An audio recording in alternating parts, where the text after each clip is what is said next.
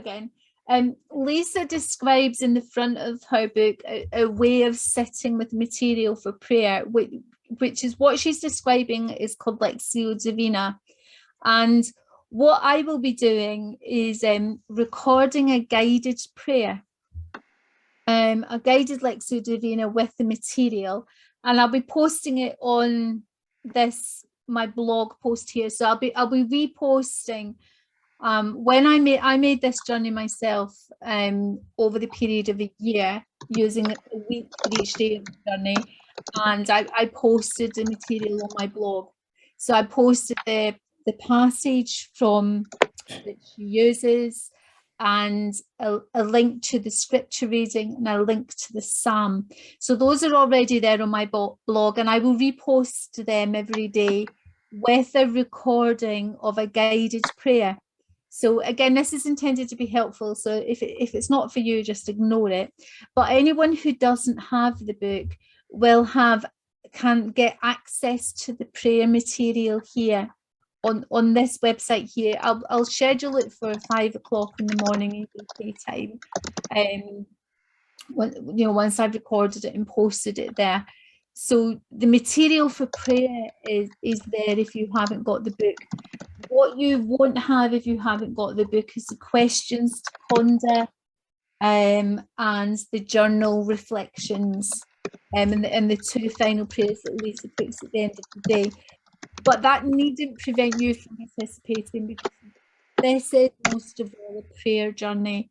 So doing the prayer and the questions we'll be looking at on the Wednesdays are not from the book, but there are those general questions to reflect on our journey. So in answer to that question, yes, it is possible to participate fully, maybe not using the questions that Lisa poses, but it is possible to participate in the prayer journey without actually having the book. So you'll need this website. The other thing, the recorded prayer, I'll put it as a podcast on Spotify. I think it'll appear on Google Podcasts and some other platforms. These are the 2 that I know mostly about and have access to myself, but it does publish them elsewhere. And the channel is Sunflower Seed Spirituality. So there is material there that people can use if they don't have the book to still participate in the prayer. I'm going to stop sharing now and go back to the screen.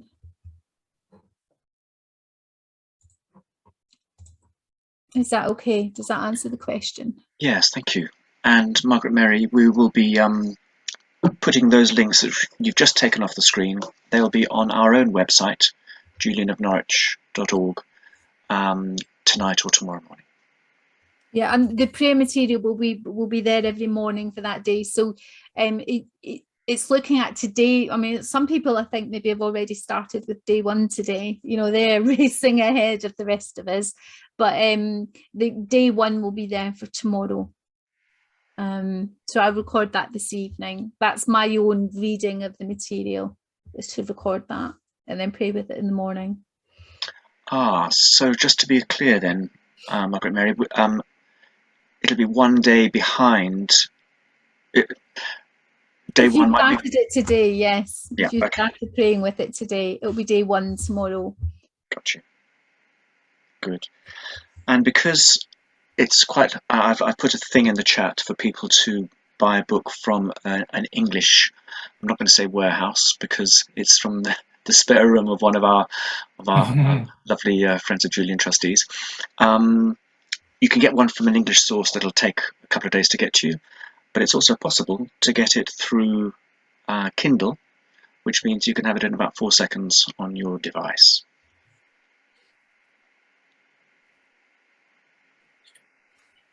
Can I just address one of the questions from Leslie? That journaling may not be for everyone. Again, I may put a link. It's a good suggestion. I wondered whether to say anything or not, but there's a book about praying in colour. That's how I'll be doing my own journaling, if you like, is pray in colour. And that I have made a post on this. It's from a book that I can't remember the woman's name, but I will put a link on the blog tomorrow to show people if they think, oh, I'm not so good at journaling, but they might want to try a bit of praying in colour as a way of journaling, if you see what I mean.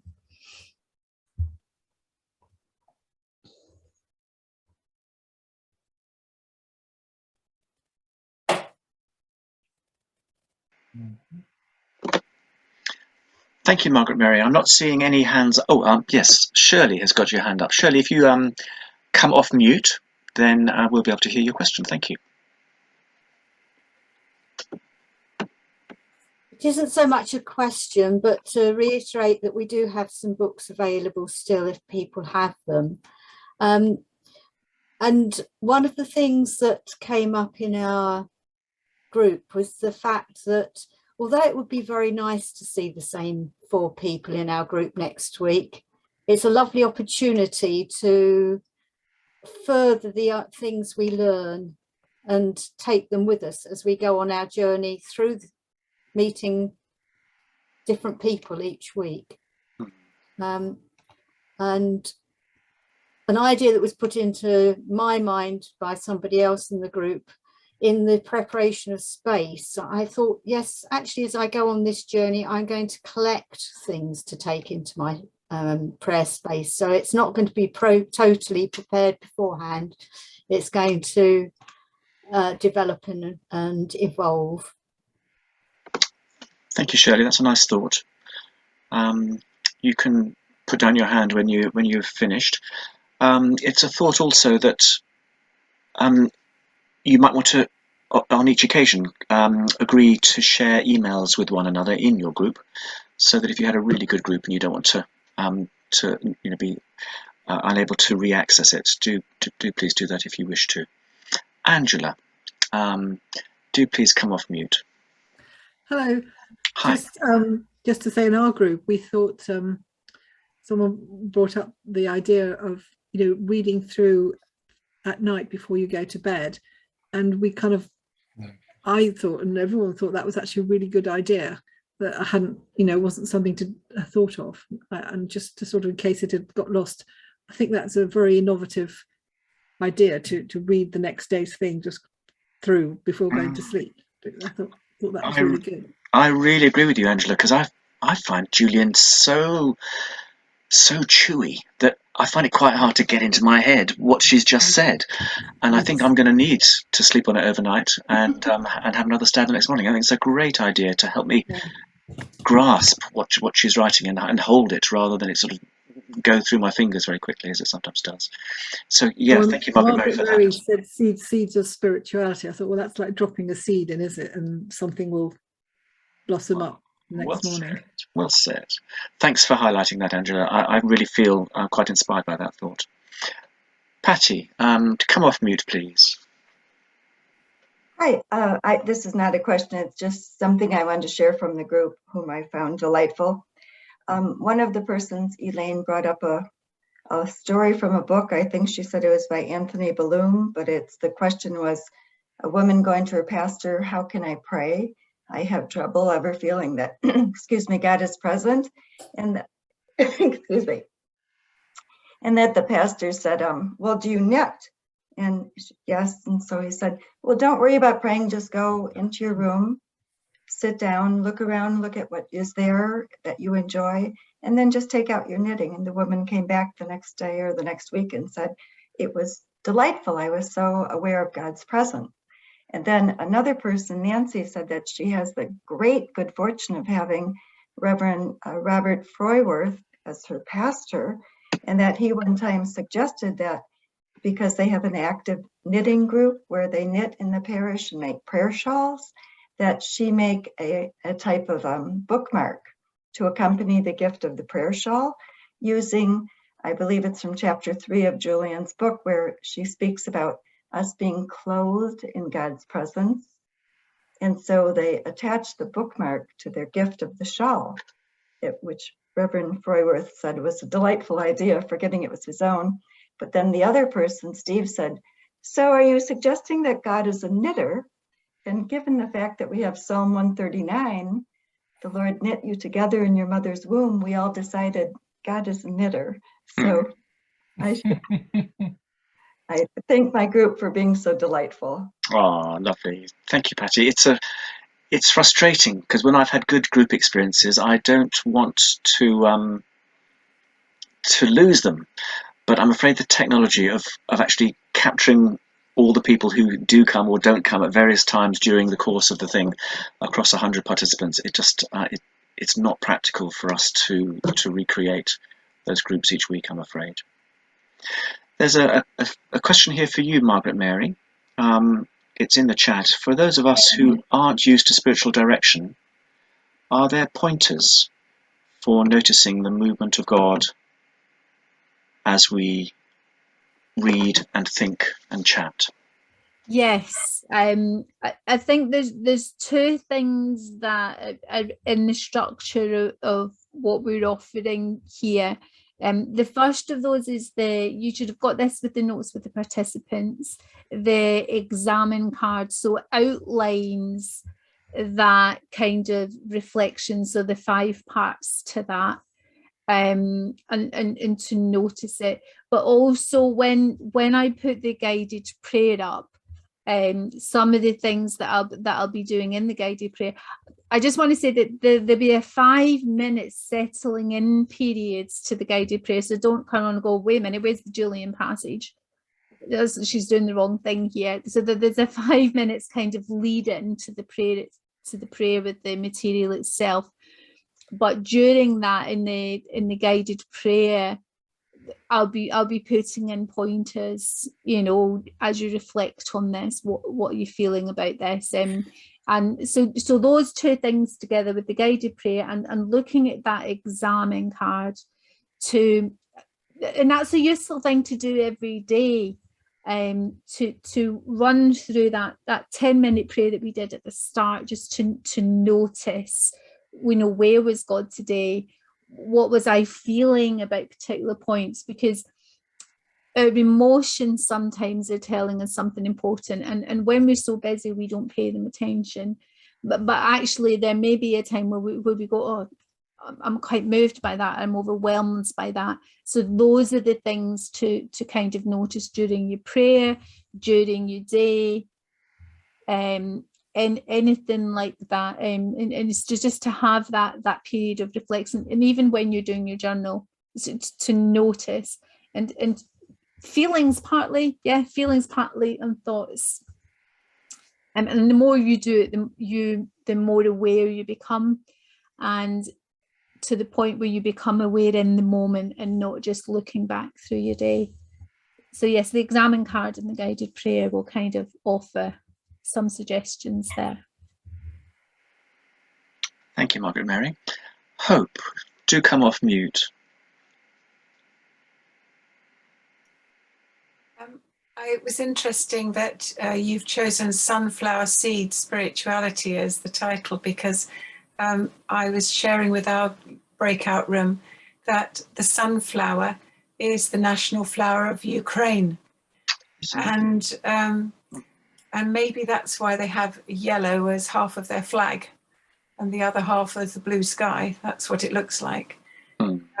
But I've been learning more about the sunflower, that the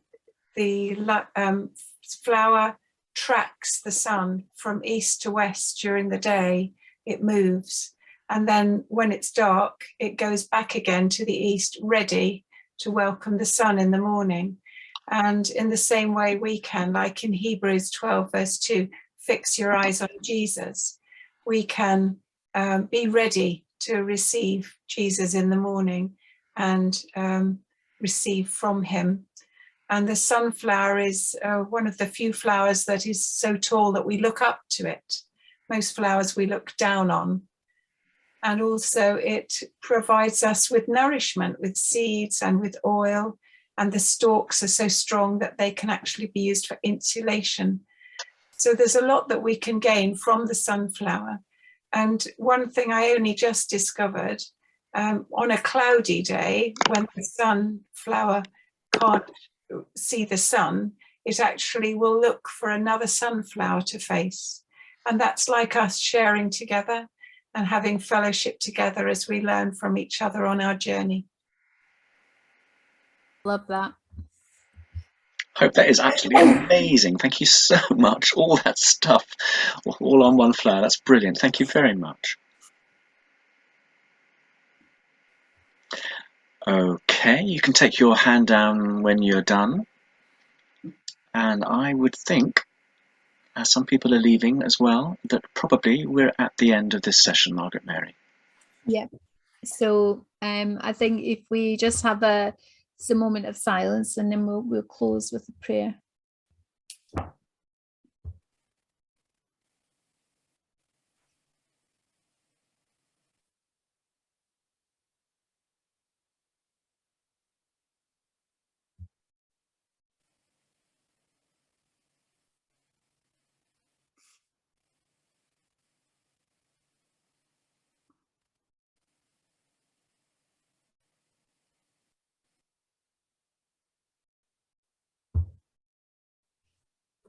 Dear God, we thank you for your presence with us.